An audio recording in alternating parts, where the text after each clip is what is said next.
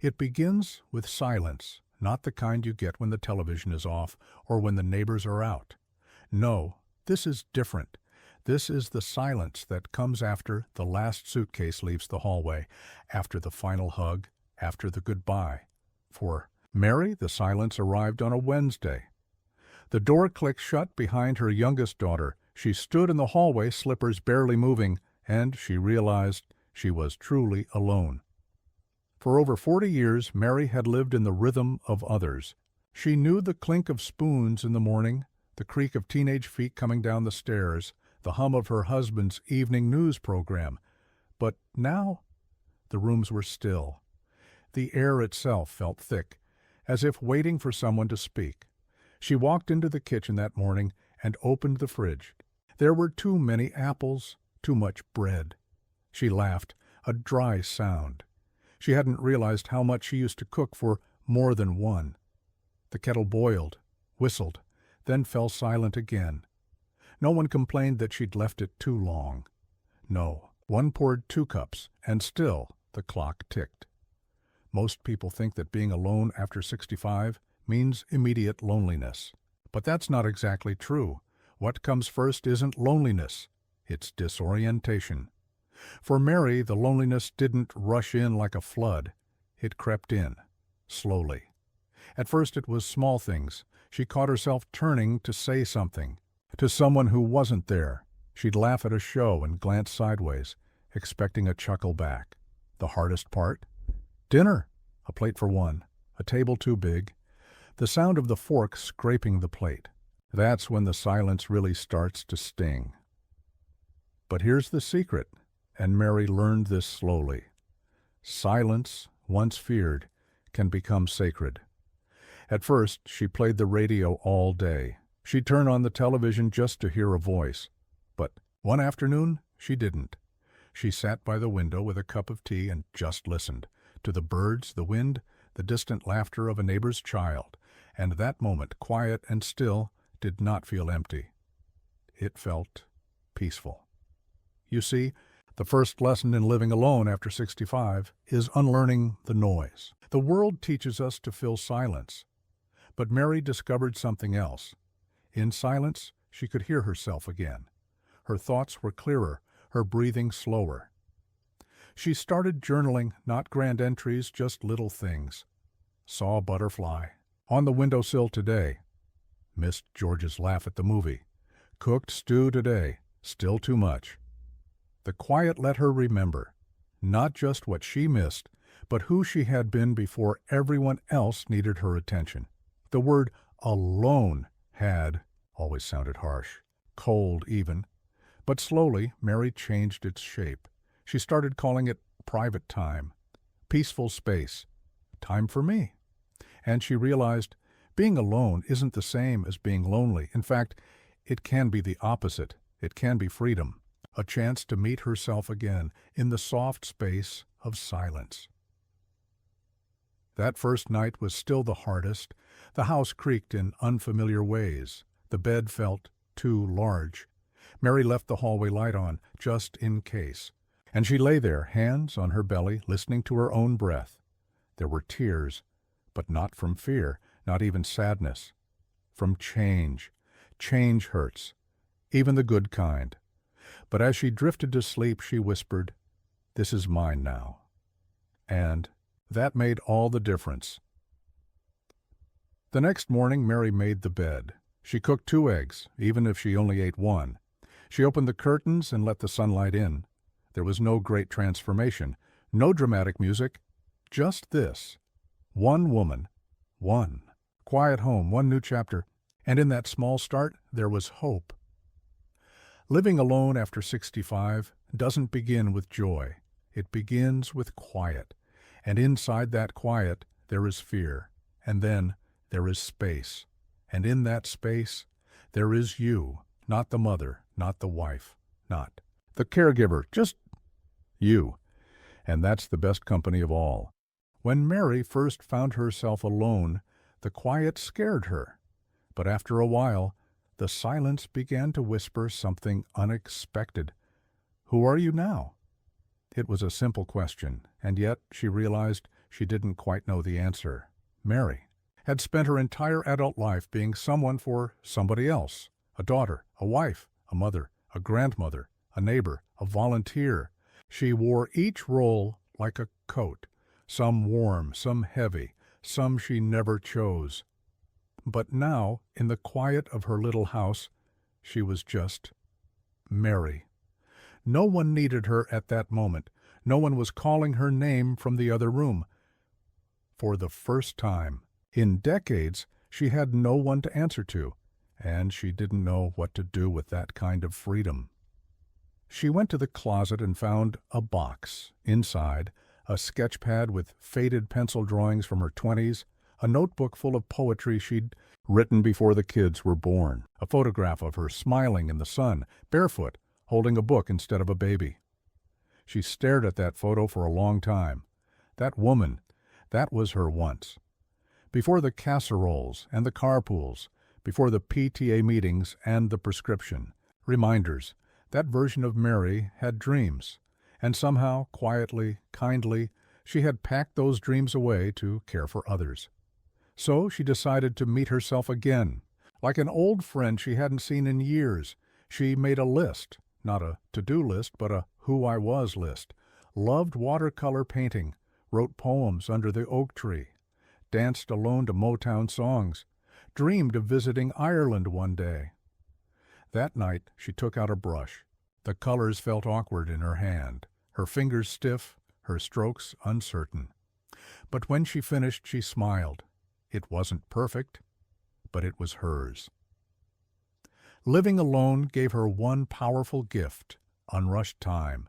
No one knocked on the door. No one interrupted her thoughts. She began reading again, cover to cover, not just the headlines. She wrote letters, real ones, with stamps.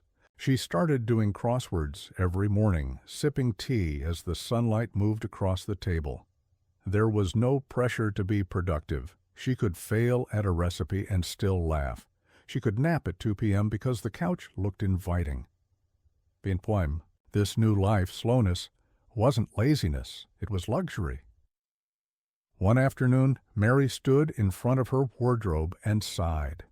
Most of her clothes said, "I'm going to church," or "I'm babysitting the grandkids." But what did she want to wear? She went out and bought herself a bright yellow scarf, just because. And when she wore it to the market, a stranger said, "That color suits you." Mary smiled all the way home. For the first time in a long time, she felt seen, not as someone's grandmother, just as Mary. She started saying yes again, not to everyone else's needs, to her own. Yes to trying new soup recipes, yes to joining the senior book club, even if she hadn't read the book, yes to learning how to send emojis properly. And one very bold yes to adopting a cat named Earl. Earl didn't talk much, but he followed her from room to room like a shadow with whiskers. He liked jazz music and warm laundry. Earl reminded her she could still take care of someone, without losing herself in the process.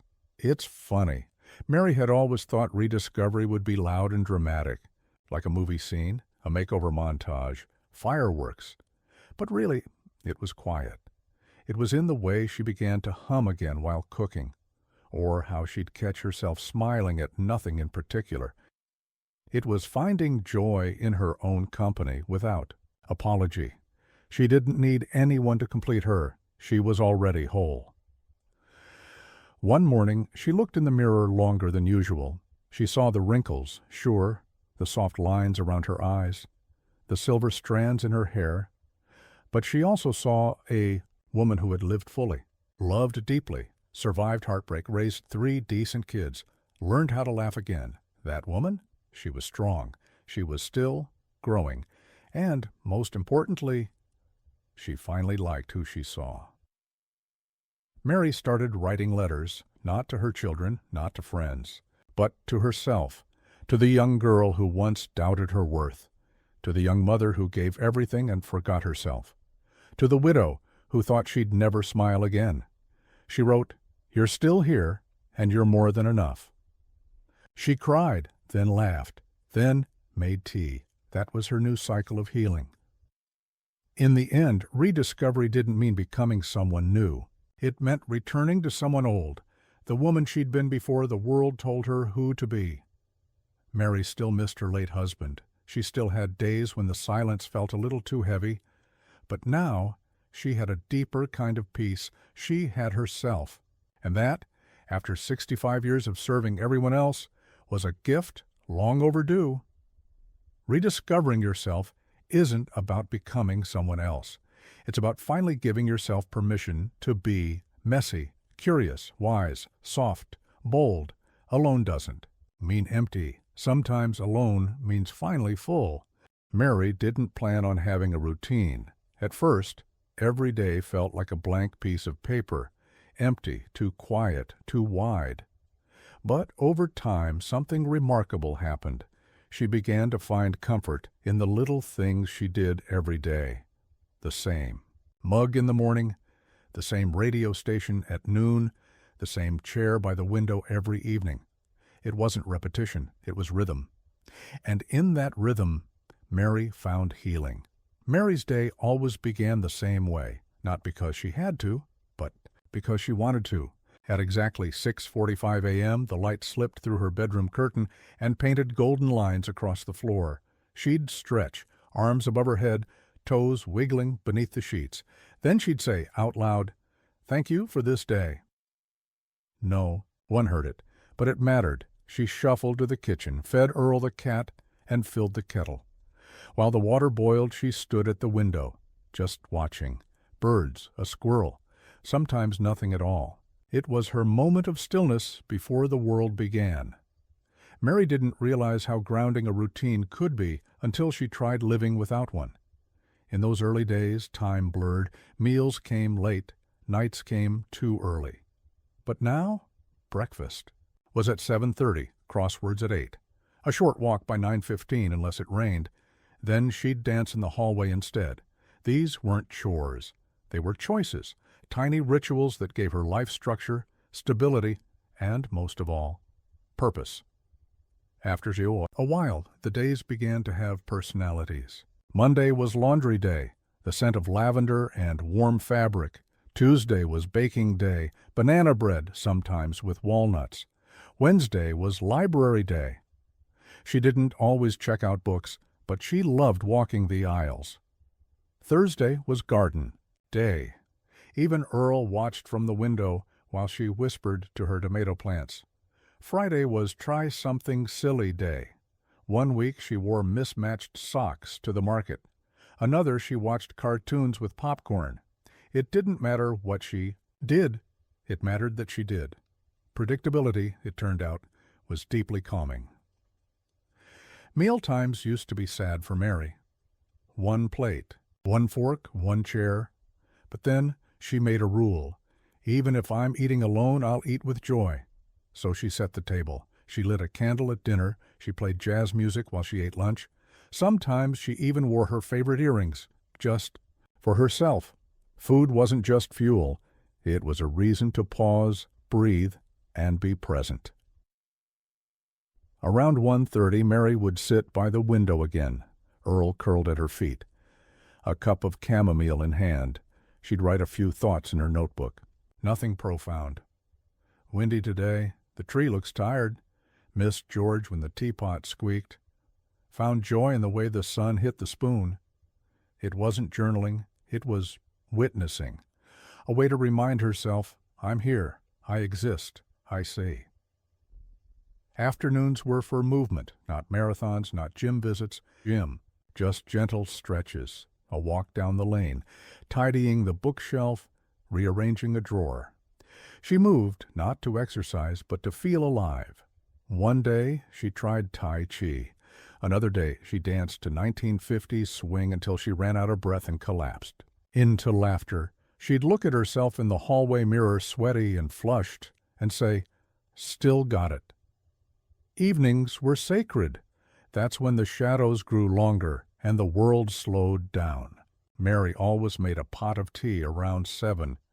She sat in her favorite chair by the window and watched the dusk arrive. Sometimes she read, sometimes she knitted. Sometimes she did absolutely nothing. And every evening, just before bed, she'd whisper, "You did well today." It sounds silly, but that one sentence wrapped her heart in a warm blanket. Mary's bedtime had become a ceremony. She would dim the lights, tuck in the cat, brush her hair slowly like her mother once did. And then she'd lie in bed, not with loneliness, but with comfort. The routine had become a lullaby, a daily poem, a soft way to say, "You're safe, you're home, you're not lost, you're living." Some people think routine is boring, rigid, empty. But to Mary, routine was proof that she mattered, that her days still had shape, that her life still had rhythm, that she could be alone and still wake up with intention. Her routine wasn't about doing the same thing forever. It was about finding beauty in the consistency of care, a way to remind herself, "I am worth showing up for."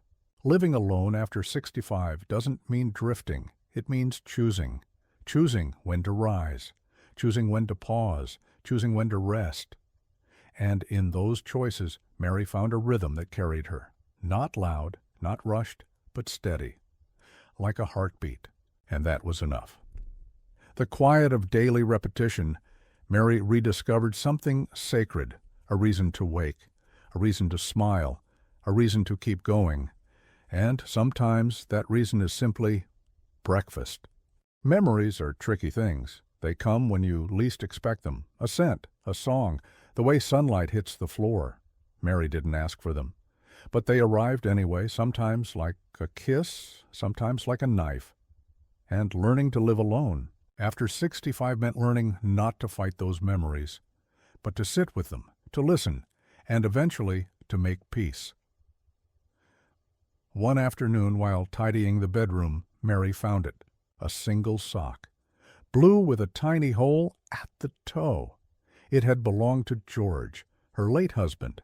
She held it for a moment, the fabric soft from too many washes, the kind he always wore with his gardening shoes, and just like that, she was back in the backyard, him laughing, the hose spraying, tomatoes ripening behind them. The memory didn't ask permission. It flooded her, and she sat down on the bed, sock in hand, and cried. But it wasn't pain alone. It was gratitude, too. Mary used to be afraid of forgetting his laugh, forgetting her children's tiny voices, forgetting who she used to be when she was younger, stronger, busier. So she started writing.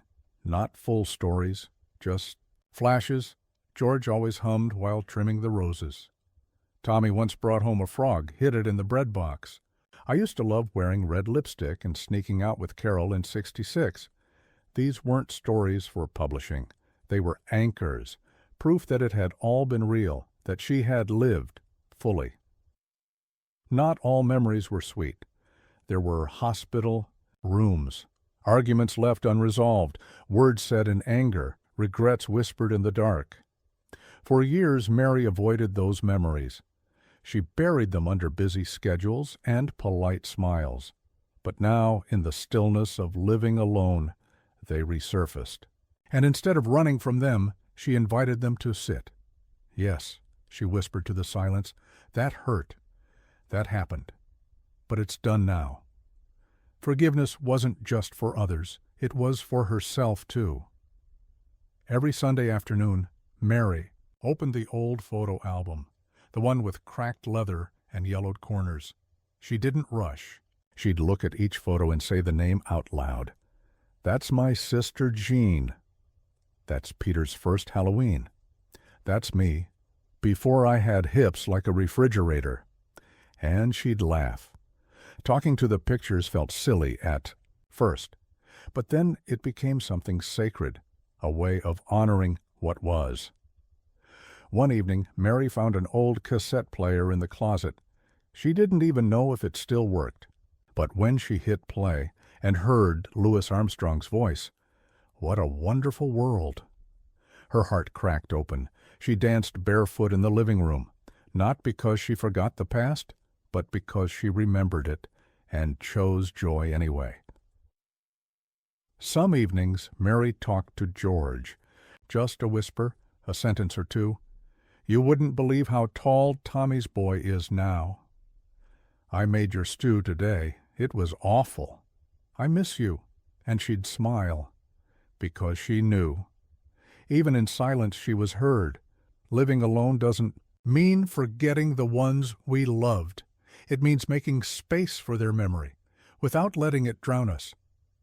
It took her years to go through George's things, not out of denial, out of love. One day she laid out his ties on the bed, chose 3 to keep, the one from their anniversary, the one he wore to their daughter's wedding, and the one with tiny fish that always made her laugh. The rest she folded with care, placed in a box, and whispered, "Thank you." Grief, she learned, wasn't a storm to escape. It was a tide to learn to swim with. There's a difference between remembering and holding on too tightly. Mary chose to honor the past, not be held prisoner by it. She made a memory shelf. On it, a wedding photo, a drawing from her granddaughter, a dried rose from her first date with George. Just a few pieces, not a museum, not a shrine. Enough to remind her where she came from, but not so much that she couldn't still move forward. Living alone meant creating new memories, too. Mary took herself on dates, ice cream on Tuesdays, a movie once a month, even if she went alone. She met a group of ladies at the community center and joined their Thursday Walk and Complain Club. She made a new friend named Martha, who cursed like a sailor and knitted like an angel. The past didn't disappear, but now it had company. Mary once feared that living alone would mean being trapped in her memories, but she learned something gentle and true. Memories are not cages, they are chapters, some happy, some heartbreaking. But none of them define the whole book. She closed her notebook that evening, looked out at the night sky, and said aloud, "Thank you for the memories. I'm ready to make a few more." Making peace with the past doesn't mean forgetting it. It means letting it rest so that the present can breathe and the future can quietly, beautifully unfold. The body doesn't lie. After 65, it starts to speak louder, creaks in the knees, a back that pops like bubble wrap. But Mary had a saying, if it still moves, it still matters. And so, in the quiet of her home, she made a new vow, to keep her body alive, one small choice at a time. Mary never used to stretch. She was too busy chasing toddlers and cooking stews. But now, stretching was her daily declaration. She called it her waking dance. Arms overhead, a little twist. Left, a little twist right. Sometimes she added a shimmy just to make Earl the cat blink in confusion. She didn't stretch for youth. She stretched for grace, to tell her body, "Thank you for another day." The sidewalk became her friend. Every morning, rain or shine, Mary walked her lane. Not fast, not far, just enough to get the lungs working, the heart beating, the eyes looking around. She noticed things now, the neighbor's roses blooming, a child's chalk drawing on the pavement, the dog that barked like it had something important to say. Her doctor once said, "Mary, walking helps your heart." Mary replied, "It helps my soul more." One day her daughter gifted her a big red stability ball. Mary looked at it like it was an alien. But over time she started doing simple chair exercises from YouTube, hosted by a sweet old British man with a beard and too much enthusiasm. She lifted soup cans as weights. She did ankle circles during commercials. She clapped to music in her living room. Exercise no longer meant treadmills and sweat. It meant movement. It meant joy. It meant telling her joints, "You're not retired yet." Mary had grown tired of all the rules. Don't eat this after 60. This will kill you. Never mix this with that. She used to eat in fear. Now she ate in mindfulness. More greens? Sure. Less sugar? Okay. But also banana bread on Tuesdays and hot cocoa when it rained. She learned to ask not, "Is this perfect?" but "Does this nourish me?" and sometimes nourishing meant soup, and sometimes it meant 2 squares of dark chocolate with jazz. Mary used to forget to drink water until she turned it into a game. She got a fancy water bottle with stickers that said things like, "Keep sipping, Queen." And every time she drank a full bottle, she gave herself a gold star on the fridge calendar. Silly? Maybe. But hydration became celebration, and now her skin looked better than her daughter's. Don't tell her daughter that.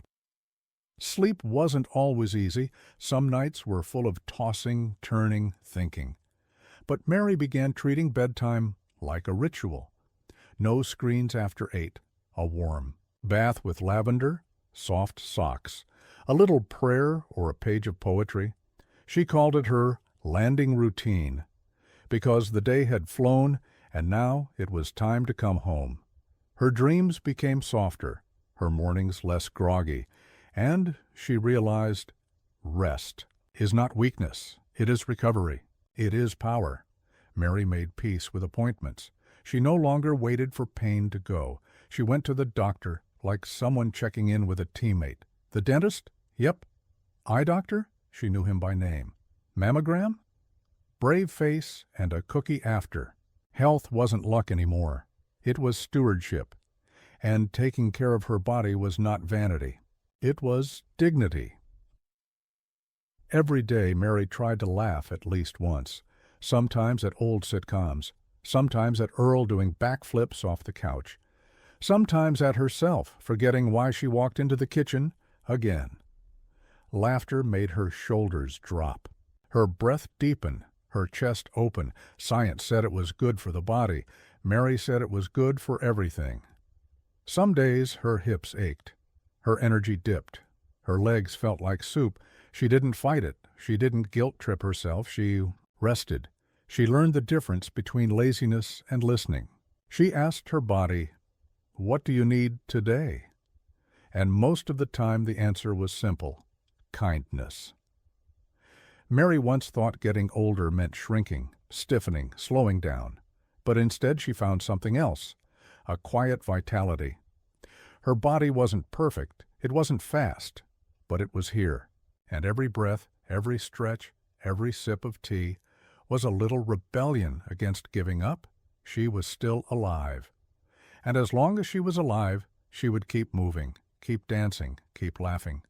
Even if it was just in socks, in the kitchen, to Louis Armstrong. The body may grow older, but it also grows wiser. It tells us what it needs, if we listen. So, stretch, walk, breathe, nourish, rest. Because your body has carried you this far, now it's your turn to carry it gently home. When Mary started living alone, she feared silence. But what she didn't realize was this: the world is never truly silent. It speaks. You just have to learn how to listen. And slowly, quietly, Mary began having conversations, not with people, but with the world around her. It started with a wilting peace lily. Mary stood over the plant and sighed. "You look worse than I do," she muttered. Then she chuckled. Then she watered it. Then she whispered, "Come on now, let's both try harder." The next morning, it looked a little brighter, and so did she. That day she gave it a name, Leonard. Every morning sparrows gathered by her window. Mary started naming them. Geraldine, the loud one. Marvin, always pecked twice before flying. The twins, impossible to tell apart. She'd sprinkle crumbs, watch their tiny heads tilt, and she'd say things like, "You're late today, Geraldine," or, "You call that singing?" And no, they never answered, but they listened. And so did she. Mary's house became a friend, too. The creaky stair? She called it Charles, the hallway light that flickered on its own. Drama queen, the fridge that buzzed at midnight? Old reliable. She'd walk through the rooms, patting walls, saying, "You've seen a lot, haven't you?" Homes aren't just wood and paint. They're memory, echo, personality, and when you live alone, they talk back in their own way. On rainy days, Mary sat by the window with her favorite blue teacup. She'd hold it like an old friend and whisper her thoughts. "I miss George today. I don't know what to make for lunch. I think my knees are conspiring against me." The tea didn't judge. It simply stayed warm, and then didn't. Music became her companion, her dialogue, her memory. On Mondays, she played Chopin and felt like royalty. On Thursdays, it was Ella Fitzgerald and foot taps on hardwood floors. When words felt too heavy, she let the melodies speak for her. Music didn't require explanations. It simply said, "You feel this too? Me too." Mary's garden had always been messy, but now it became sacred. She talked to the tomatoes, encouraged the basil, scolded the weeds with sharp fingers and firm language, and when the first marigold bloomed, she gasped. "Look at you, showing off," she laughed. "Nature, it turns out, listens best when spoken to gently." At night, Mary opened the window and looked for the moon. Sometimes she found it, sometimes it hid. But when it was there, full and soft and glowing, she whispered her secrets into the air, not big things, just small truths she needed someone or something to hear. The moon never answered, but it never interrupted either. Mary began treating objects like old friends. The wooden spoon that had stirred hundreds of meals, she thanked it. The sweater George once wore, she folded it like an heirloom. Even the old alarm clock that hadn't worked in years, she kept it on the shelf because it once kept time when time still mattered. Living alone teaches you something strange. Things remember us, and they keep us company if we let them. Mary stopped thinking of herself as alone. She was surrounded by light, by birds, by trees, by pots and pans, and shadows and echoes and wind.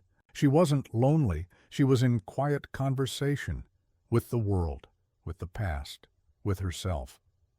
Talking to the world isn't madness. It's mindfulness. It's presence. It's the soul's way of saying, "I'm still here. I still notice. I still care." Mary learned that when you live alone, you don't need more people to feel connected. You just need to pay closer attention because everything wants to be heard. The world is not silent. It hums, it sings, it sighs. And when you stop trying to fill the space with noise, you begin to hear the beauty hiding inside the quiet. Mary didn't plan on closing the door, but after George passed and the kids moved away and the invitations grew fewer, the door simply stayed shut. At first, it was comfort. Later, it became habit. And eventually, it felt safer not to open it at all.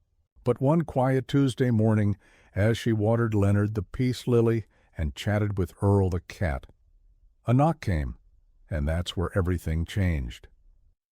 It was Evelyn, the neighbor from across the street, slightly younger, always wore oversized, sunglasses like she was hiding from fame. Evelyn had brought a lemon cake. "Too sweet," she said, "but I made too much. Can't have my hips taking all the blame." Mary almost said no, almost, but instead she smiled, and she opened the door a little wider. They sat in the kitchen, shared crumbs and stories, talked about the neighborhood, the weather, a recipe neither could remember. It wasn't deep, but it was enough. Mary realized something. Connection doesn't have to be grand. Sometimes it begins with sugar and sunshine and silence, broken gently by two women laughing over tea that had gone cold. After that day, Mary didn't fling her door open to everyone. No, she'd learned the hard way. Not all company is comfort. But she started saying yes, carefully, yes to the mailman's weather jokes, yes to a church lady's invitation to bingo, yes to the boy who waved from his bicycle each afternoon. She didn't give away all of her time, just little pieces, enough to remind herself that she still belonged somewhere. Evelyn invited her to a local walking group, 5 women, all over 65, all full of opinions and orthopedic shoes. They called themselves the Strolling Sass. Mary was hesitant. But she showed up, hat crooked, sneakers stiff, heart pounding.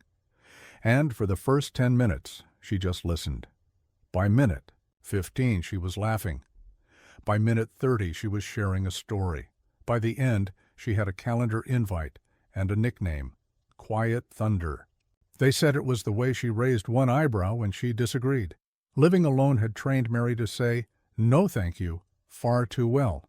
No to invitations, no to new faces, no to anything that meant effort. But now she was learning to say, I'd love to. Not out of guilt, not out of pressure, but because she truly did. She wanted to be seen, heard, included.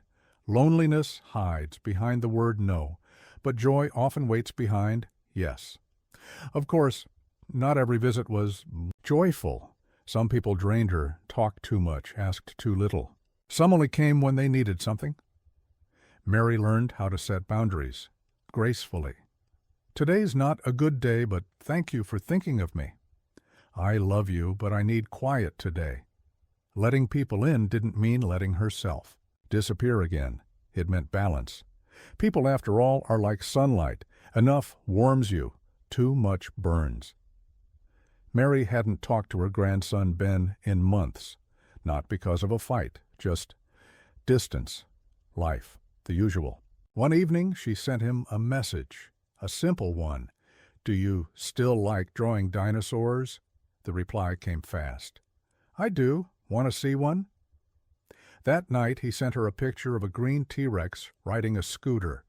Mary printed it out and taped it to the fridge. Sometimes reconnecting doesn't need speeches. Just a question, a gesture. A tiny door opened again. One Sunday, Mary hosted tea. Nothing fancy. Just two friends, mismatched mugs, and lemon cookies from a box. She used the good napkins. Lit. A candle that smelled like old bookstores. When Evelyn asked, "Why all this effort?" Mary smiled. "Because I'm worth visiting." And for the first time in years, she believed it. Mary made a new friend at the library. Arthur, 82. Wore suspenders. Loved Russian novels and mint gum. He asked her to join the poetry club. She hesitated, then remembered. Life waits on the other side of hesitation. She went. And Arthur didn't become her soulmate, but he did become someone who made her laugh. Every other Thursday, and that, she realized, was more than enough. Mary didn't need a party. She needed presence, shared glances, quiet chats, kindness in motion. Opening the door again didn't flood her life with noise. It let in light, not too much, just enough. Enough to remind her, I am not invisible, I am not forgotten, I am not alone. Sometimes the hardest door to open is the one to your own heart, but once it opens, even a crack, the world begins to step inside, gently, and you realize you were never meant to live shut away. The big things rarely show up after 65, no more job promotions, no more house moves, no more children arriving at the dinner table with noisy backpacks and hungry faces. But Mary discovered something most people never do. The joy that hides inside the tiny things. The everyday, blink and you miss it kind of joy. The kind that whispers instead of shouts. Every morning, Mary made toast. 2 slices, one with strawberry jam, one with peanut butter. But on one particular Tuesday, the toast popped up perfectly. Golden, crispy on the edge, soft in the center. She looked at it, smiled, and said, "Well done, toaster. You understood the assignment." And for that brief moment, it wasn't just breakfast. It was a small, perfect success. A win before 8 a.m. One afternoon, Mary sat in the beam of sunlight pouring through her window. She noticed dust floating in the light, tiny flecks, twirling slowly like ballerinas. She'd never really watched them before, but now they felt like a performance, a dance choreographed by stillness. She didn't take a photo. She didn't post about it. She just watched and smiled. There was something magical about slipping on warm socks straight from the dryer. Mary called it toe heaven, and she never rushed it. She'd hold the socks to her cheek first, let them whisper warmth, then slide them on, one foot at a time, grinning like a child. No audience, no applause, just comfort. Pure and quiet. Mary liked to sit on the porch with her tea, not for the caffeine, but for the ritual.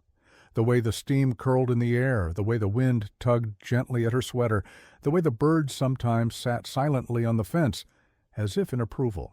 It was a tea party without conversation, but it was full of presence. Mary once spent 10 minutes looking for her glasses that were on her head. Another day, she accidentally called Earl the cat by her ex-boyfriend's name. To be fair, both were aloof and difficult. She didn't get angry, she laughed, out loud, alone, unapologetically, because sometimes the best comedy is unintentional. Mary's garden hadn't been particularly successful. The cucumbers went rogue. The lettuce refused to cooperate, but one day she spotted it. A single perfect tomato, round, red, unblemished. She actually clapped, gave it a little pep talk. "You're a star, my dear." That night she sliced it onto toast and savored every bite, not because it was the best tomato she'd ever eaten, but because she grew it with care, with effort, with quiet pride. At exactly 3:00 p.m. each day, a patch of sun landed on her living room rug. Earl always claimed it first, curled up like royalty. But on days he was napping elsewhere, Mary took it. She sat in that light like it was a throne. Closed her eyes, let it warm her skin. No thoughts, no schedule, no noise. Just light. A cashier once called her young lady. A child held the door and said, "You smell like grandma things." A neighbor waved just a little too enthusiastically. These weren't grand gestures, but they were real. Tiny sparks of connection, reminders that the world still saw her, and in each one a kind of invisible string was tied. One that said, "You still matter." Every night Mary wrote one sentence, just one. Some were funny. "I vacuumed today." The dust surrendered. Some were honest. "I missed George when..." The soup tasted bland. Some were poetic. "The wind sounded like memory today." One sentence. One moment. A string of quiet gems tucked into the folds of her life. Mary once thought joy had to be big, loud laughter, big families, grand adventures. But now she knew joy lives in socks, in sunbeams, in toast, in tea, in the moment right before the kettle boils, in the way Earl curls his tail when he's content, in the silence that feels full instead of empty, and in knowing that the small things are not so small after all. After 65, the world won't always offer you fireworks, but if you slow down, if you listen, you'll find confetti in the everyday, the joy of now, the beauty of ordinary, and 1,000 tiny reasons to smile. Mary wasn't afraid of dying, not anymore. What she feared was leaving a mess behind, not just a cluttered house, but unanswered questions, unspoken wishes, confusion instead of clarity, chaos instead of peace. And so, in the quiet of her days, she began to prepare, not because she was giving up, but because she finally understood peace is something you leave, not just something you feel. It began with a folder, a simple blue folder labeled in careful handwriting, "In case I'm not here." Inside it, Mary placed her will, a list of passwords, notes about bills, doctors, and where the spare key was hidden, and a letter, a handwritten note to her children beginning with, "Don't panic, I'm just being practical. That's what you loved about me, remember?" The next task was the medicine drawer. She cleared out old pills, labeled bottles neatly, and wrote instructions. "The yellow ones are for mornings, the green ones are for nights. If I say I don't need them, check twice." She made a laminated card with emergency contacts and taped it to the inside of the cabinet. It wasn't glamorous, but it was love in a very practical form. Mary opened her closet and saw memories more than fabric. The red dress from her 40th anniversary, George's sweater, the jacket she wore the day her first grandchild was born. She kept a few. The rest she donated. Not because they didn't matter, but because someone else could use warmth more than she could use nostalgia.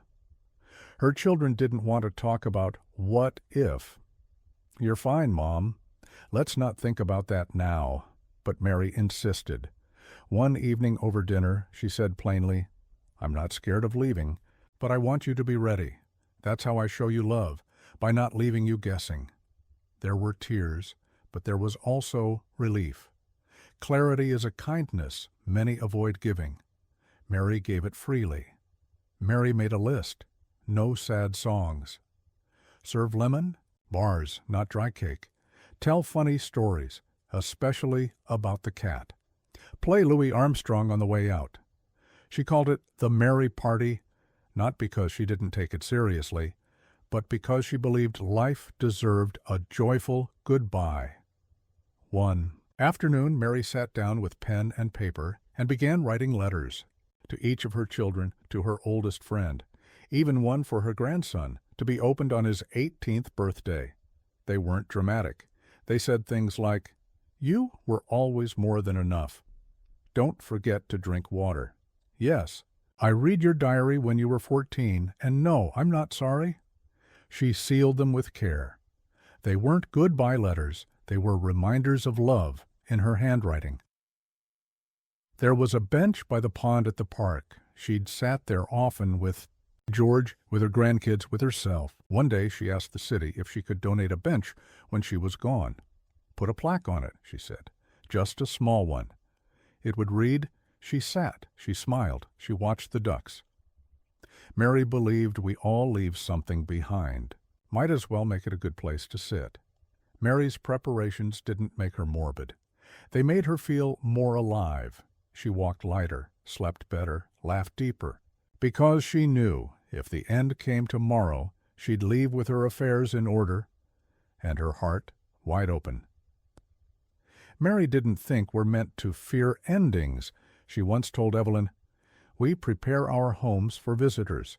Why not prepare for leaving too? It's the same thing, hospitality, just in reverse." Preparing wasn't about dying. It was about honoring life by not leaving chaos in your absence. One evening, Mary sat with a cup of tea, Leonard the peace lily by her side. She'd done the paperwork, she'd had the conversations, she'd cleaned the drawers, and most of all, she'd lived fully, gently, with laughter and light. She took a deep breath and said aloud, "If I go tomorrow, I go without fear, but tonight I'll stay a little longer." Preparing for the inevitable is not an act of sorrow. It's a final gift, a way of saying, "I loved you enough to make this easier, and maybe, just maybe." That kind of love lasts longer than we ever will. Mary used to fear being alone. She thought it meant silence, sadness, and long days staring at the walls.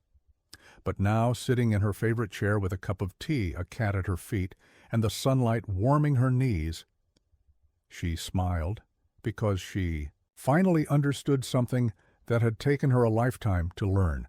Being alone doesn't mean being lonely. It means finally being with yourself.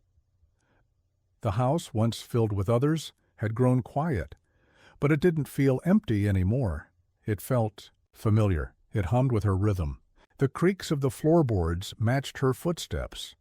The ticking clock matched her heartbeat. The kitchen knew when she was hungry, before she even opened the fridge. This was not just a house. This was a home. Her home.